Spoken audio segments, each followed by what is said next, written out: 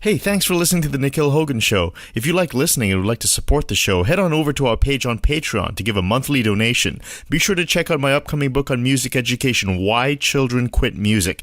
And to get updates, you can sign up to the email list on nikhilhogan.com. It's all about bringing the love of learning music back to the general public, and it gives music education a real roasting. You will not want to miss this book. Thanks again, and let's get to the show.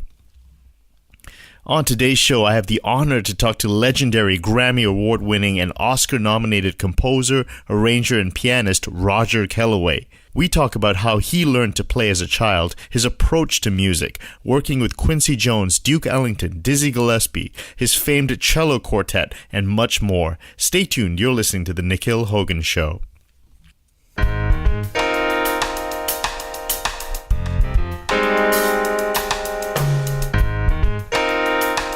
Hey everyone, welcome back to the Nikhil Hogan Show, the show bringing you insightful conversations with some of the best musicians in the world.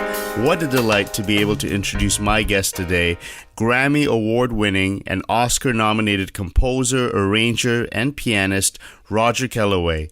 Kellaway has recorded more than 250 albums. He's worked with artists such as Duke Ellington, Elvis Presley, Carmen McCrae, Barbra Streisand, Quincy Jones, Yo-Yo Ma, and many, many others. Kellaway's most prized television credit is Remembering You, the closing theme for the popular television show All in the Family.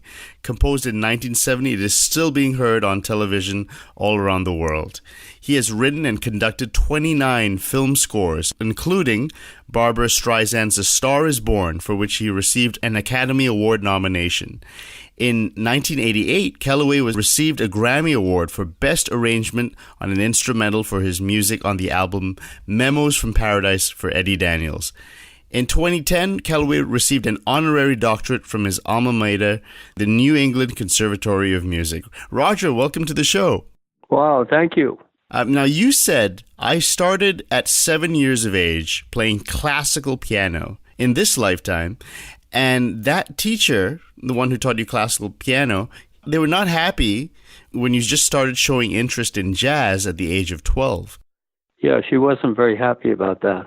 But nevertheless, I continued my interest in jazz, of course, and I also continued my classical studies till I was 18. Did you have the same teacher? No, I had different teachers because, well, I had a pop. What was pop at the time, I had a pop teacher teaching me stride piano and different concepts of how to play chords, how to look at chord symbols and play them. And then I had I had the same teacher when I went to the Phil Saltman School in Boston. I studied with Phil, and I had a different classical teacher. It's before the New England Conservatory. And what was your level like as a classical pianist before you went to New England Conservatory? Were you playing, what kind of classical pieces were you playing? I was doing some Bach. I was doing Grieg. I was doing Chopin Etude in E. I was doing some Beethoven. It's kind of, a cross-section of things that had to be more or less played exactly the way they were written. Roger, do you have perfect pitch? No. So you have good relative pitch then? Yes.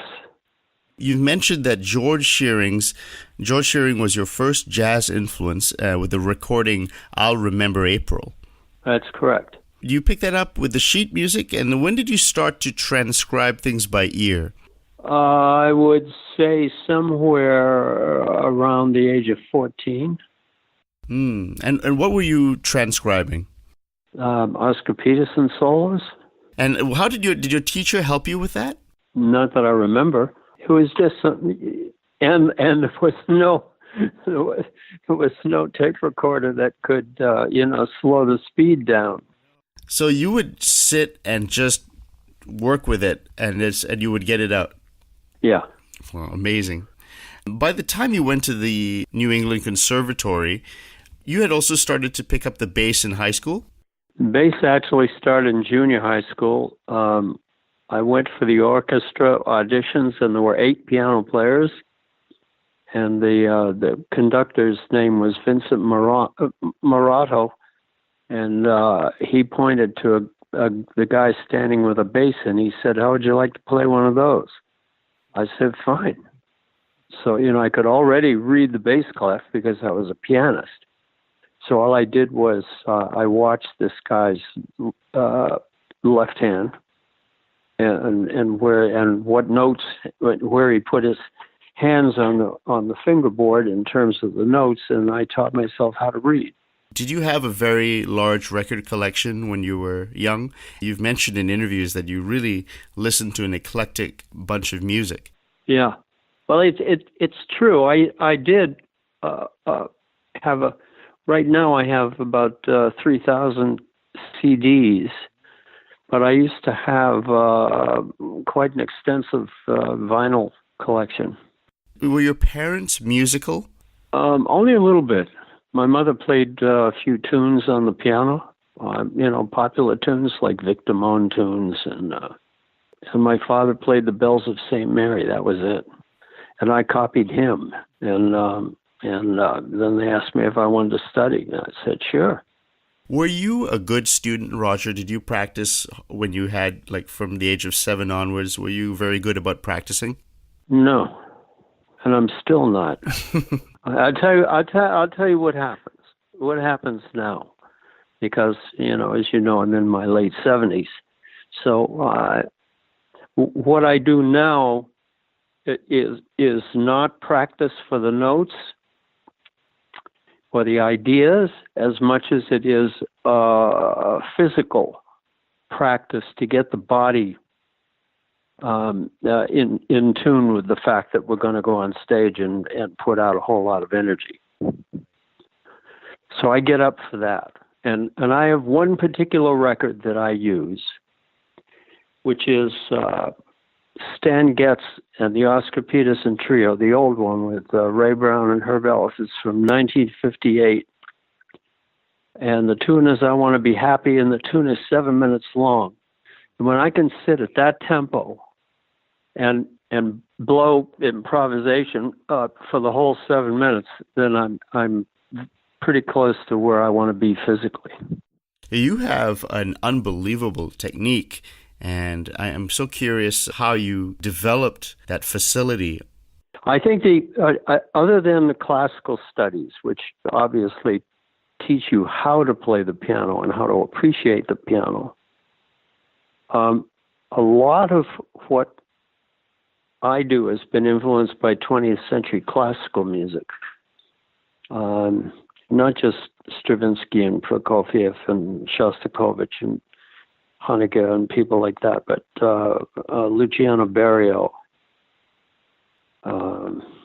It's just the classical music gives you a different way of looking at space, because classical music all the way up and down, when you're writing and you're writing in a classical mode or you're writing for film, you've got the whole sound spectrum to deal with, as opposed to when you're doing jazz. Usually when I'm doing jazz, it's either solo or with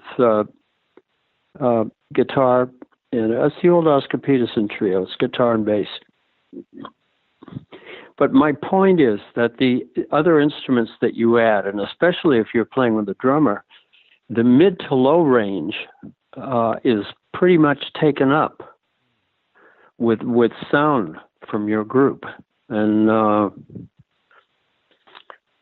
so I guess what I'm saying is solo is one of the freest things that I can do, because I can use the sostenuto pedal, and I can superimpose one idea on top of another and play bitonally or play anything that I want.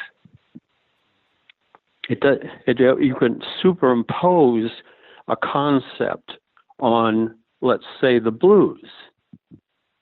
I mean, the blues is just, we use the 12-bar blues, but in Dixieland there was actually an 8-bar blues.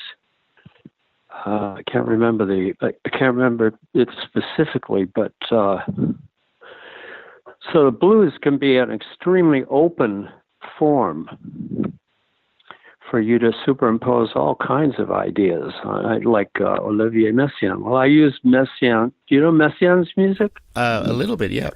Okay, so I do Skylark. If you know Messiaen's music, then you know he was into birdsong.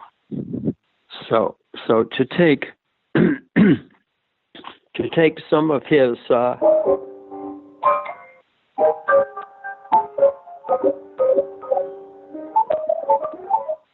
bird improvisations and add them or interject them into the concept of playing Skylark is kind of my sense of humor. It's like Hoagie meets Olivier. Right. Are you, Roger, let me ask you this question. You obviously have an amazing vocabulary of musical ideas and concepts. Are you also a very good reader? Because you mentioned you were training to be a concert pianist. I would not call myself a consummate reader because I don't spend very much time at all reading.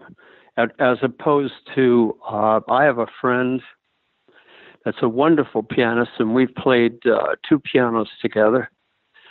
And he's the kind of guy that'll just pick up a book of Chopin and play through it. And he really enjoys that. Yeah. I don't particularly enjoy it. And so, not for me. When you look at these 20th century sounds and recordings, what's your method of, like, for instance, taking Messiaen, and do you look at the original scores or do you transcribe them off records? Yes. Yeah. It's part of looking at the scores. I have many of his scores. And part of it, like what I just played on the piano, is nothing. It's not specific in terms of Messiaen, but in a way it is, because my ears have heard his music for probably 40 or 50 years, and there's a way of making abstract sound where, if you have one hand doing a lot of black keys and the other hand doing white keys, or the other way around, you're going to get an abstract sound. Now, the other thing is that there are certain voicings that Messiaen uses. And he has a 2-volume set that explains everything about his music, and the decitalas and all the Indian stuff, and the modes that go forward and backwards. But it's a matter of getting that kind of sound into my ear. When I play Skylark, and I'm going after a Messiaen kind of sound, I know whether I'm getting it or not. I was very close with what I just played. That's and there's certain patterns that he likes to use. You know, it's just unbelievable stuff, and it all comes from his organ playing. I knew people that used to go and hear him play every Sunday, and he would just improvise. And if you know the organ, the classical organ, the pipe organ, you can tell that his orchestration is very much dependent on the sound of the organ. That's the key. It's an amazing. It's one of the most original composers of the century. When you went to New England Conservatory, you stayed for 2 years before you went on to work in the industry. You majored in piano and minored in bass, but you also took composition as well? The second year the first year I was studying with Roland Nadeau on piano, and I was studying with Georges Malheur, who was the first bassist with the Boston Symphony.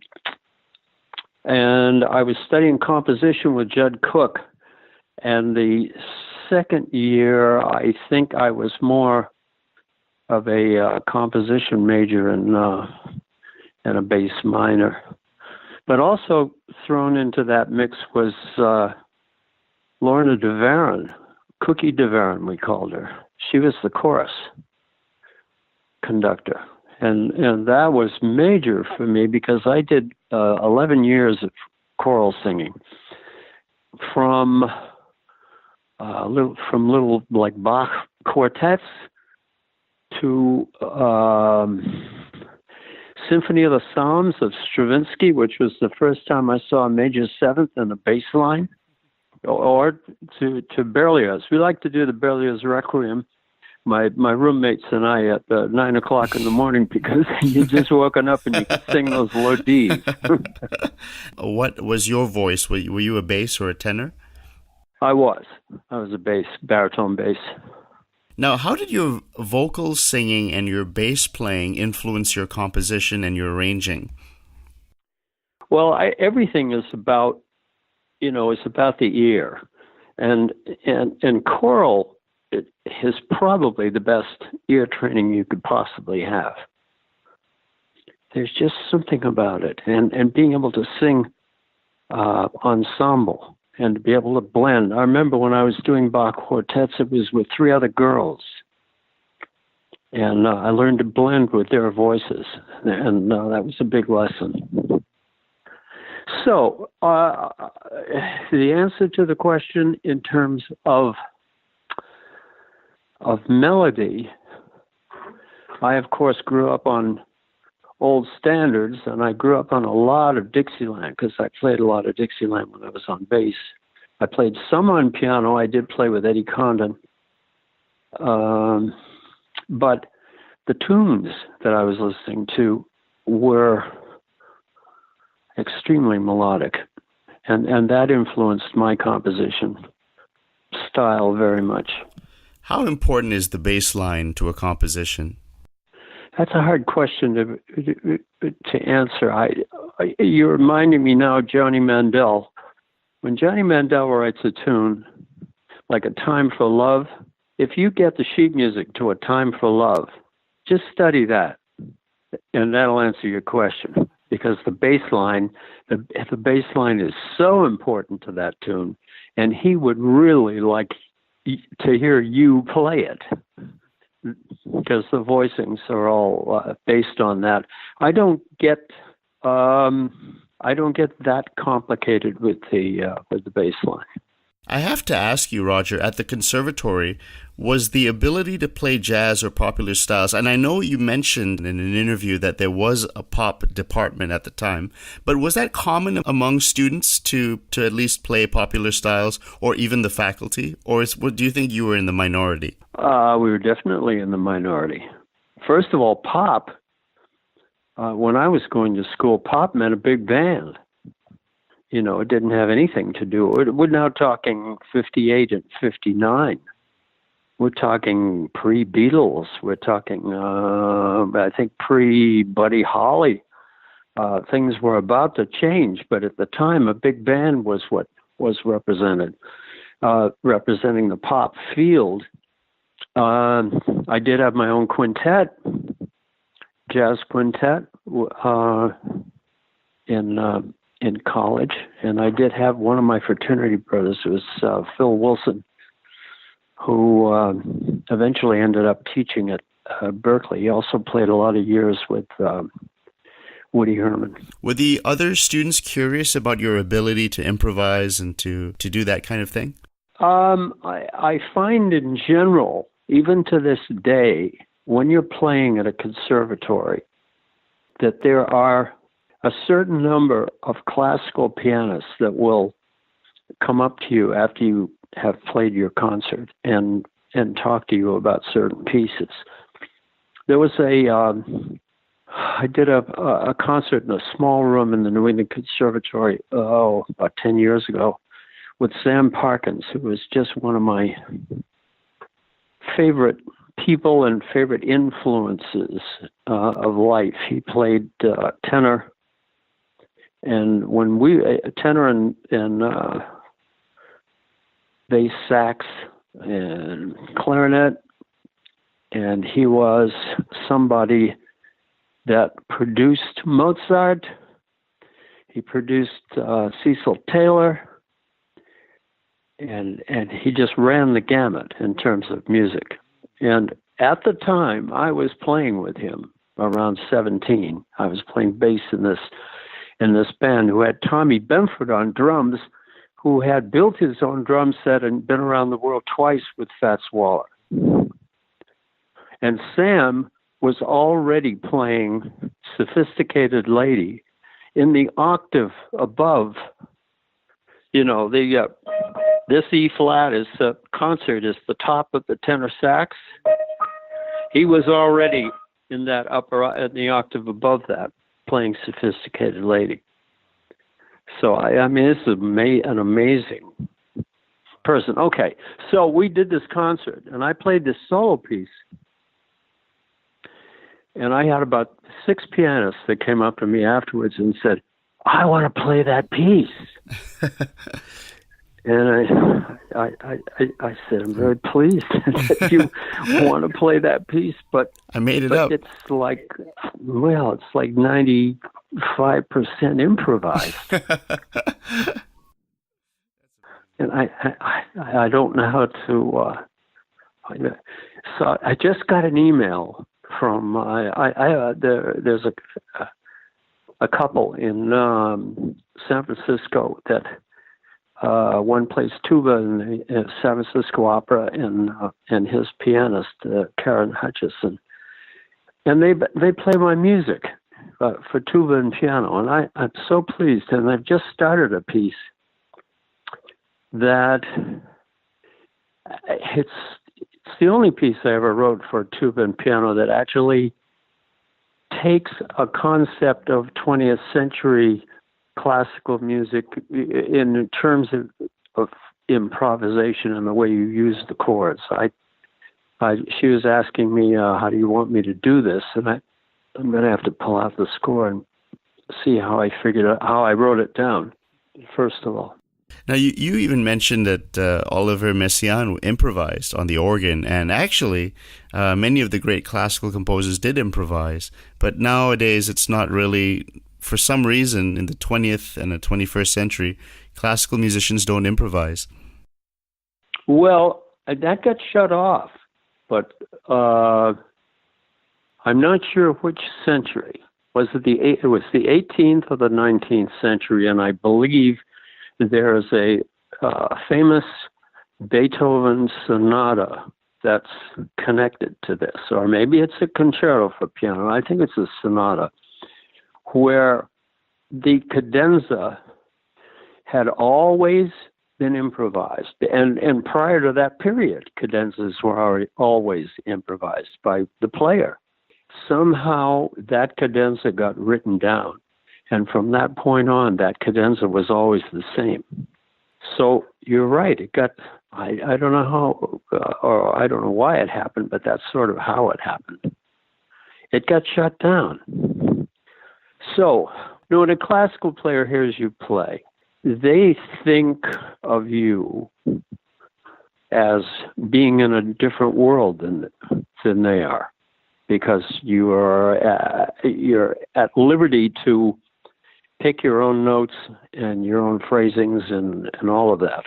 I happen to think that it's a lot closer than that, because each time, even when you play a Beethoven sonata, you're still in a different time and space, and you're still going to, even though the notes are given to you, the whole thing that surrounds your performance is somewhat like our ability to improvise. And he was a great improviser. Yeah. I wanted to ask you, you mentioned some of your influences being George Shearing, then to Billy Taylor, Oscar Peterson, Horace Silver, and in the interim, Fats Waller as well. Did you get to... Yeah, Fats was always hanging around. Did you get to meet any of these influences? I know you met Oscar Peterson. I met all of those. I met George Shearing several times. I met Billy Taylor. I did the CBS Morning Show. He had me on as a guest on that, and he actually wrote the album notes to my first album that I ever made. Gene Lees was my lyric partner for 50 years, and he was doing a show with Oscar in Canada, I believe, and he said, "How do you feel about Roger Kellaway?" And Oscar said, "I love Roger Kellaway. He knows the tradition and he's not afraid." Now, I've never known what he meant by he knows the tradition. Okay, I get that. And he's not afraid. I like that comment. It's great. So we saw each other a few times. Gene and I were in Milan, and that's when I met Oscar. But I never got to hang out with him very much. I never got to hang out with Horace very much. But there's an old picture. Well, what is that old photograph that was taken in New York of it's on the steps of a building, and it's like 100 jazz musicians or something like that. And then we took one in L.A. similar to it. And I tell you,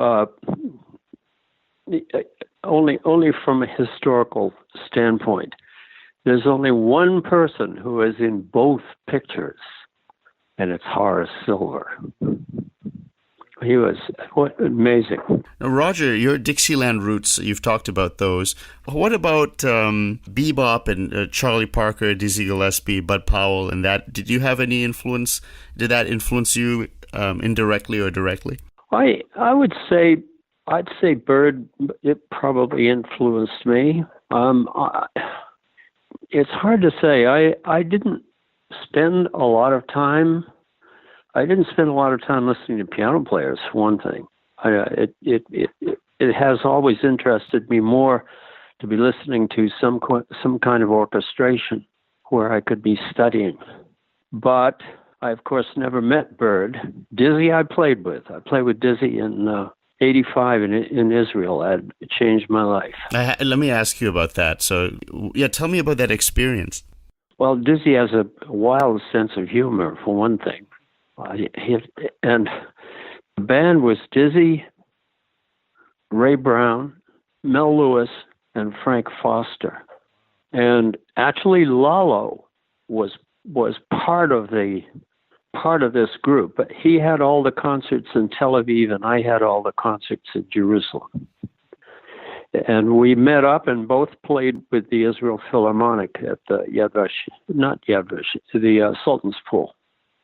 Yad Vashem is the Holocaust Museum. But it was, it was amazing.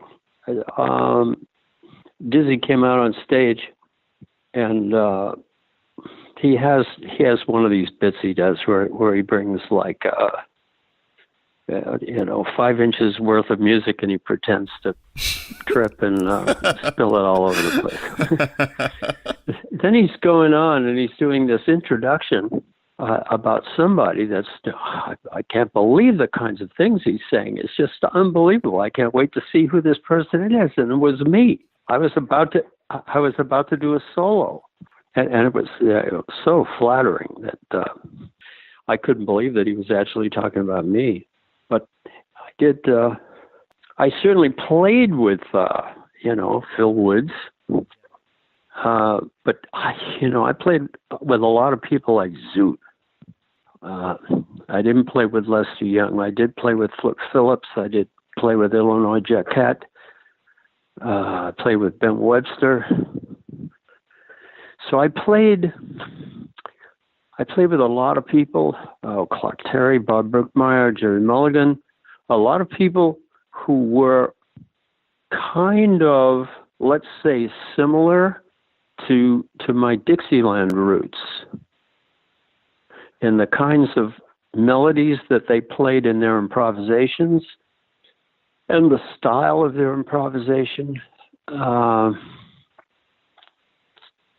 Although it probably comes more out of the swing era, all the tenor players basically that I played with came out of Perez.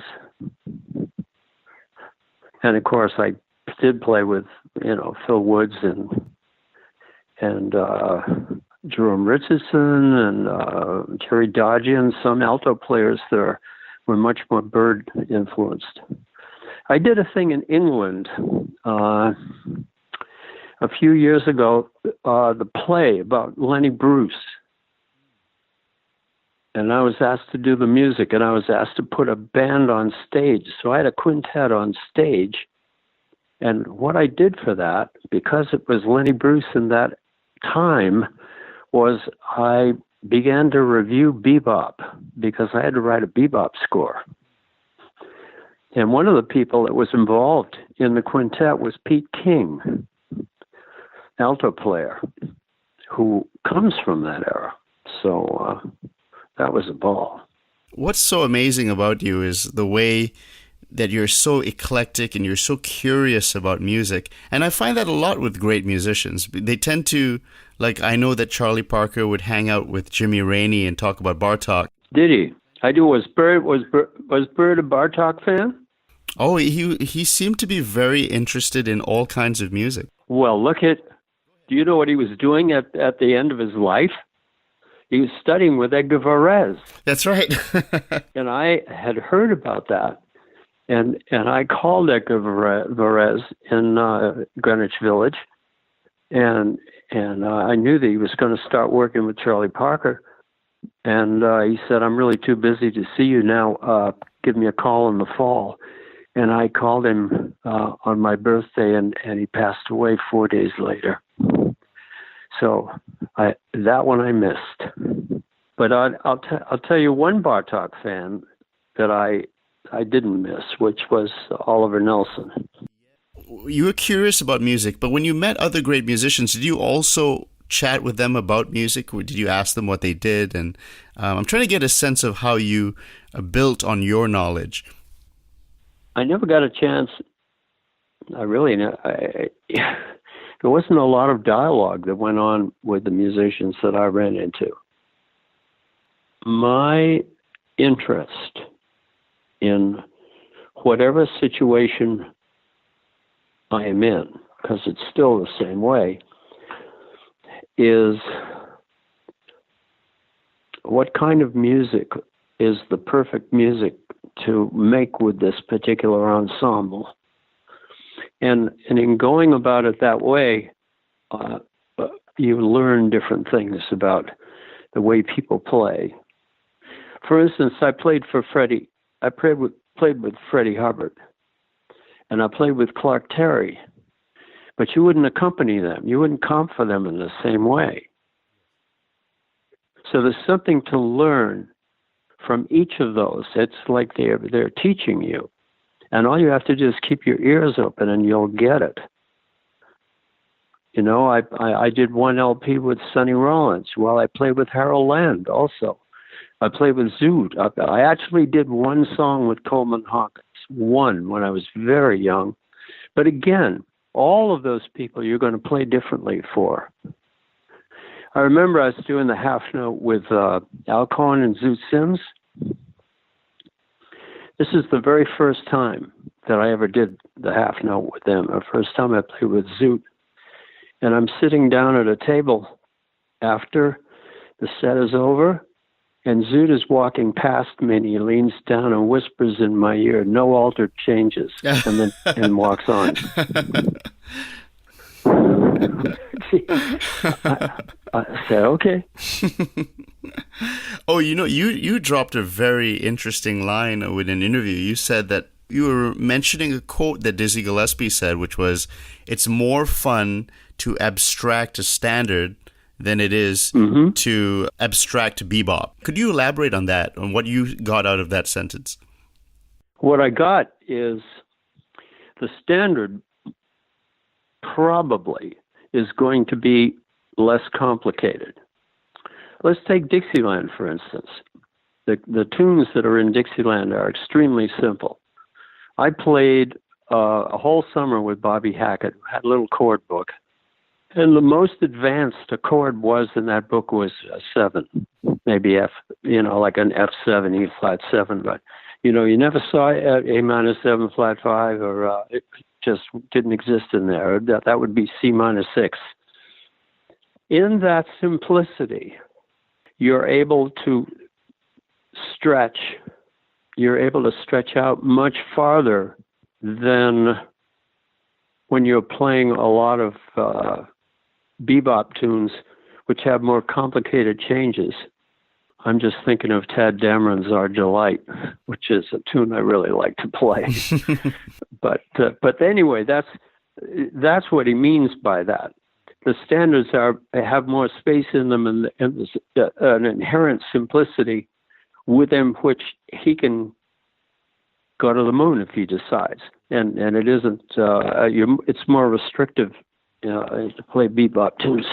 And in an interview with Jazz Review, you said, "One of the things I feel is my legacy to the swing, and the reason for that is that some of the music I've heard in the last few years is that it doesn't know anything about the tradition of jazz swinging, and most of the people I've done that with are gone. So I feel a responsibility about swinging." Could you talk about that?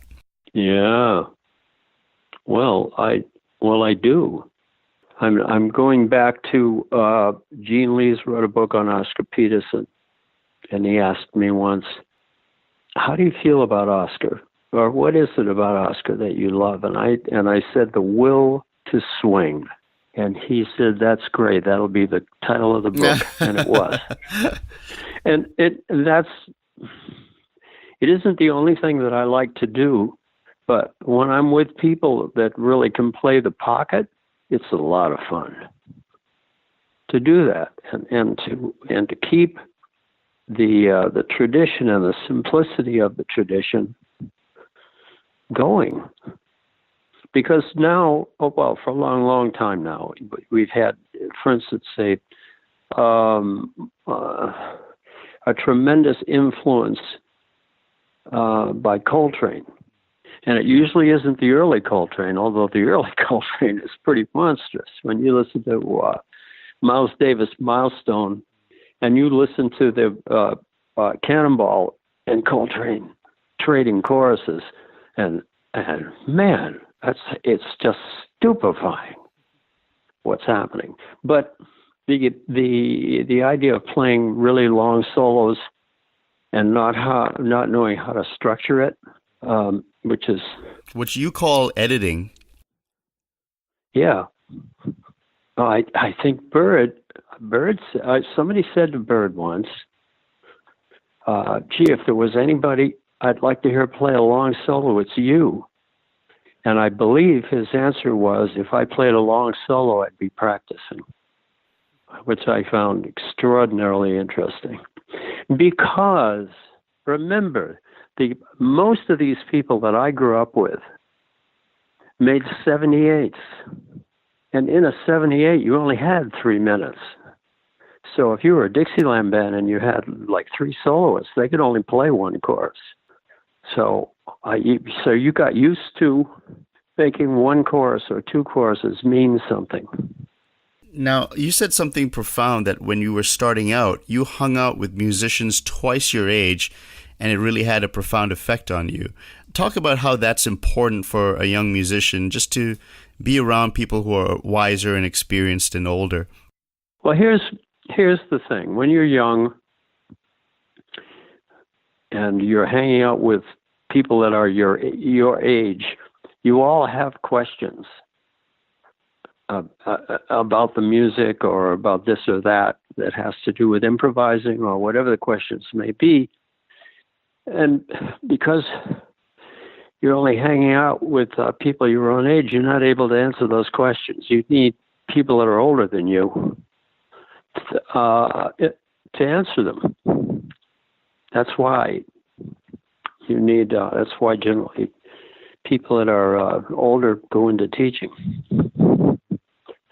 It means a lot. I just it wasn't that we had a whole bunch of intellectual conversations, but I got to play on the bandstand with people that were twice my age, and I got to feel that and listen to. I mean, I was growing up with Clark Terry and Bob Brookmeyer, and I'd, for instance, if Clark didn't show up for the first set, Brookmeyer was likely to get much more spaced out, and that was a lot of fun for me to to try to figure out where he was going, because a lot of times he'd be up a minor third, literally leaving Bill Crow in the original key. He'd be up a minor third, but maybe he'd be playing like Lawrence Brown with a plunger.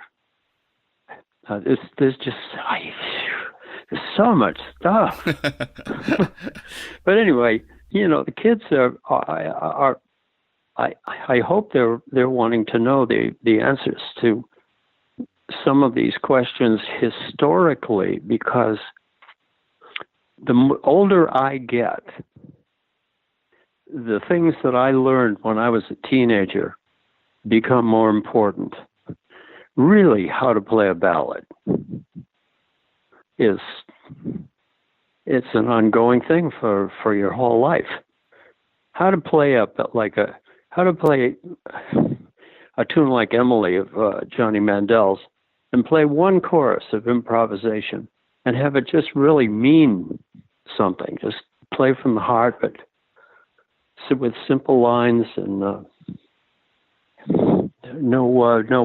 overcomplicating the harmony. Let me ask you this, Roger. What, in your opinion, what's the best way to learn harmony? Gee, I don't really know the answer to that question, because I poked around so much until I kind of, I started off with what we call combo orcs, and they were a series of books that were put out for like quintets, and we would take those to our gigs and play tunes out of those. So I was learning basic chord symbols, and then my influences became some of the bands I listened to, and some of the, like Ellington, in terms of voicings and how to look at a chord and do something different with it. I mean, beyond the regular chord first position and second position. So it's been a lot of ear training for me. And what was it like working with Duke Ellington? The thing here's what happened with Duke, and I've got the one sheet to prove it. In 1972, Duke did a concert in Santa Barbara, California, and I was told that he handpicked my trio to open. So I was there with Chuck DeMonico and John Guerin, and we opened for the Duke Ellington Band, which at that time had, for that gig, they had Cootie Williams, and they had the tenor player. I can't think of his name. Anyway, the one they always left 6 chairs in the tenor in the sax section. Paul Gonsalves. So, in case he showed up for the gig. Now the odd thing about that night is I never got to meet Duke Ellington. He only came out of his dressing room to go on stage and conduct the band, and then he went away. So we didn't have a relationship, really. But this reminds me of a player I played with. Think about this. I played clarinet player named Tony Coe from England. And do you know Alban Berg's music? Yes. Yeah, he do. He's one of the second Viennese school. Yeah, he's a student of Schoenberg. Okay, think about this. This guy, Tony Coe, his 2 main influences in life are Alban Berg and Paul Gonsalves. Now, that is right up my alley. So we did an album. We did a free album. The last track was blues, but everything else was free form from beginning to end, just right off the top of our heads. We had such a good time. Ended up selling it to Germany. I think it's still, I don't know if it's still available. It's called British American Blue, and it's the freest playing I've ever done in my life. I have to ask you now about Quincy Jones, who you also worked with. Yeah, I've known Q for probably close to 50 years. I did a lot of film scores with him, because he lives in L.A. and we now have a condo in L.A. and so that means I'll be going to more events and I'll be running into Q more often. Last couple of times have been at the L.A. Jazz Society events. In fact, he was there. I believe the evening was honoring Johnny Mandel, and he came to introduce Johnny. So we see each other from time to time. Well, he studied in France with Nadia Boulanger. And so you and him, there's like a connection of both loving classical music and also loving jazz and just generally being a full musician, loving everything. Yeah. Well, Q's pretty remarkable. I mean, have you seen the documentary on him called Quincy? It's well worth it. It's done by his daughter, and it takes you all the way from the early ghettos to all the way through Quincy's life and the importance of Sinatra and a whole lot of things. Do you guys have a warm personal relationship? Yeah, he was there in 2010 when I got my doctorate. That's right, at the New England Conservatory. He got one too. It's just that his doctorate was his 39th. When you guys get together, do you talk about music? What do you guys talk about when you guys, especially when working on the film scores? Well, film scores you don't get to talk to anybody for very long, because you're there in the orchestra, and you certainly, if Quincy's the leader, you don't get to talk to him really about anything unless he's talking to you about something. And that's what I found out in conducting my own scores. When I started conducting my scores, the first person I called to apologize for all the talking I did was Dave Grusin. Because I couldn't believe the amount of space that you needed around yourself you just needed some quiet. So doing scores and stuff like that in studio work, it is not a time where a lot of conversation is going to go on. Sure, you get 10-minute breaks and, you kibitz and talk about different things, but mostly you're focusing on what's going on. Well, Roger, I want to switch to the cello quartet, which is really some of the most beautiful music I've heard. Really beautiful. I guess you would call it crossover in your interviews. When you sat down to write that music, can you just talk about the process of writing that music, how you would go about doing it? Well, the thing is that I wanted to do piano and cello music, but I didn't want to do the repertoire. I wanted to write some newer things. The interesting thing about the cello is that every note that the male human voice can sing, basically the cello can play. And it goes beyond, of course, the male voice, because I think Prokofiev writes 4.5 octaves or something. It's really quite an expansive range. But if you're a male and you're sitting and you're playing something and a melody comes to mind and you start singing that, for me, the best instrument to play that melody was a cello. So I started with that. Now, Chuck DeMonico was already my bass player in my trio, and I didn't want drums. I wanted another wooden instrument, and that's why I picked marimba, and I picked Emil Richards for that. So it was a whole group based around crossover concepts that, well, nobody knew it was crossover at the time, but concepts that went between classical and jazz, and a marriage of wood, and of course odd times, but Emil and Chuck and I we kind of got that experience with Don Ellis.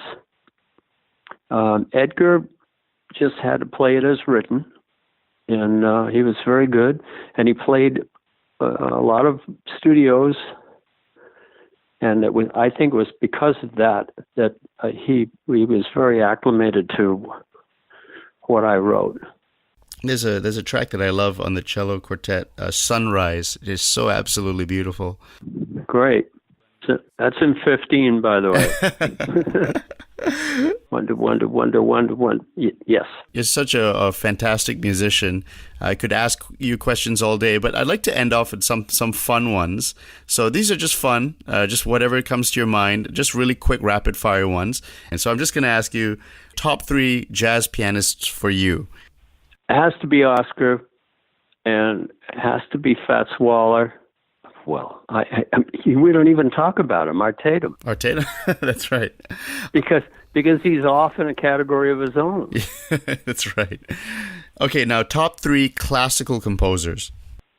One that comes to mind is called Periton. He's you like might think of him as 12th century. Or Peritinus is also called. That's the beginnings of polyphony. Now, I have put things of Periton back to back with the Singers Unlimited. And there's like 800 years between them. And it works like bookends. Anyway, yes, Periton. Thomas Tallis, from that period. I really like the David Monroe early music singers, and Guillaume de Marchaux is another composer. The reason he's important is he was rich, and in the 14th century, he had all his music copied. He had a copyist. Now, beyond that, of course, it's Stravinsky, and at the moment, my haunt is First Violin Concerto of Shostakovich. But I love, the French school. Jean Lee's never called Ravel French. He said he's Basque. Debussy is French. Right. Okay, now, top 3 bass players.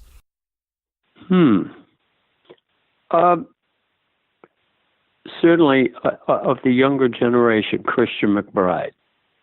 I really like him a lot. I loved my bass player, Chuck DeMonico. And let's put Michael Moore in that mix. There are others. George Mraz, Milt Hinton, George Duvivier. Was it Arvell Shaw? Wasn't he? He was a Dixieland player. Yeah. Top 3 guitarists that you've worked with, or just guitarists that you like. Well, I'm going to name you 3 that I adore, not only because I love the way they play, but they're just 3 of the greatest rhythm guitar players you'll ever play with. And Bruce Foreman is one, Russell Malone is another, and Martin, Taylor. English player that Martin Taylor lives in Scotland. And all I'm ever after is Herb Ellis. But these guys come the closest, and they're absolute champions at playing rhythm guitar, and guitarists are not necessarily there for that. This is a really special art, other than how they play melodically. You're a master arranger. Who are your top 3 arrangers? Gil Evans is certainly one of my favorites. Bob Brookmeyer, Thad Jones. Elvin Jones said that Thad Jones always talked about you. Yeah. I was doing a session. We were on this session. Bobby Colomby was producing for Gary LaMelle. It was his album. And Bobby, Bobby was the drummer for Blood, Sweat, and Tears, and he also owns the name. So Bobby Colomby is feeling no pain. And he said, when was the last time you ever heard Elvin on a vocal album? I said, I can't remember. He said, exactly, never. So it's during a break, and I go up to Elvin, and I gave him a hug, And he whispered that in my ear. Thad Jones always talked about you, which is like one of the, the great comments. Anyway, it's just, I was thrilled. And I guess the final one I want to ask you, Roger, is, in your opinion, who are your top 3 popular music songwriters? Okay, because we'll talk briefly about a project that I've been on and off for 6 years, and that would involve Paul McCartney. Paul McCartney's music is music that I never paid any attention to because he and the Beatles were kind of responsible in a major way for all kinds of music changing. And there were many of us in the jazz world that hated that. And it wasn't until many, many, many years later that I really got to realize that Paul was not only a great songwriter, but he was really the Beatles. And he also came out of Old English theater. So I'm doing this project for this entrepreneur, Dennis D'Amico, in New York, and he's connected to the McCartneys. And he's saying, I want to do an all McCartney evening. And I've got Peter Beats on piano. And now I've got you. And I think you and Peter should do something together. So I started thinking about it. And what I arrived at was Many Moods of McCartney. And it's a 3-movement piece based on 10 songs of Paul's. And the assignment was you could only use songs that he wrote 100% or at least 85% of. And you can research that. So, I mean, it's possible. You can find that out. It was for 2 pianos, bass, and drums. So that premiered in the fall of 2014. And now I am adding, because I have orchestral people that want to buy this piece, but they want orchestra. So I'm adding strings, 8 winds, and 2 French horns. Now, what I'm getting at is this involves a tremendous amount of study, going into the Beatles songs, finding out which ones are qualified for the assignment that I've been given. And really, how many of these songs are so like Dixieland? Like When I'm 64 and Your Mother Should Know and Honey Pie and man, aside from Yesterdays and Here, There, and Everywhere, which are just gorgeous melodies. So beyond Paul, it's hard to, I have to go back to Johnny Mandel, who is still writing. And now we're kind of going back into the old standards, Hank Mancini, Michel Legrand, who just passed away. You worked with Henry Mancini. I did a couple of film scores with him, and I did have, I had 2 dinners with Michel, one with the Bergmans at their house, and Michel played and I played. And that was interesting. The other dinner I had in Paris. He came to a concert that I was playing that night, which I was very flattered. We never did get to spend very much time together. I did do a film score for him with Toots Thielemans. Thielemans was in Devon, England, where I believe we recorded a long time ago. I can't remember the name of it. Well, Roger, I mean, what a thrill to be able to talk to you and ask you these questions. You're really one of the world-class musicians and one of the greatest players and composers around. Thank you so much for the music that you've done. Would you like to mention, you mentioned the Paul McCartney project. Are there any other projects you'd like to mention for my audience? Well, let's just say this piece, Many Moods of McCartney, is 28 minutes long.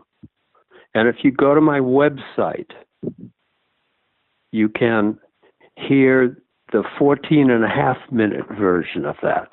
just by, I think, as a button that says Many Moods of McCartney. So I think that would be very enjoyable for your listeners.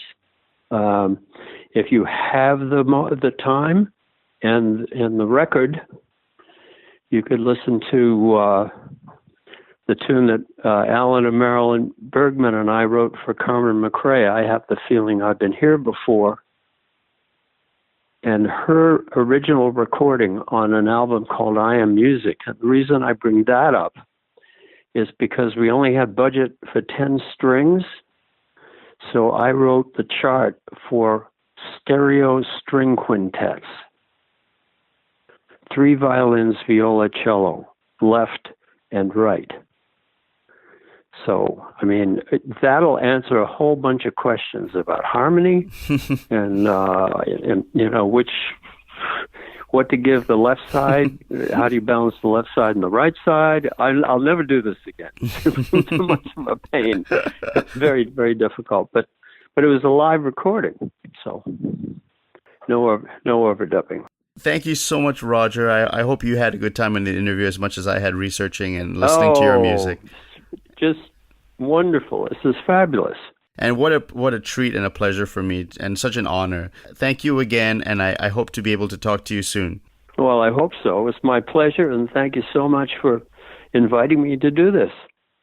Thanks so much for listening to my interview with the legendary Roger Kellaway. What an honor for me. I hope you, the listener, are enjoying these interviews as much as I am enjoying doing them. Please support the show on social media, Facebook, YouTube, Instagram, Twitter. You could even give a monthly donation on Patreon if you'd like to see the show grow, and I'd be really appreciative. Don't forget to sign up to my email list on nikhilhogan.com for updates on my upcoming book, Why Children Quit Music. Thanks again, and I'll see you at the next show.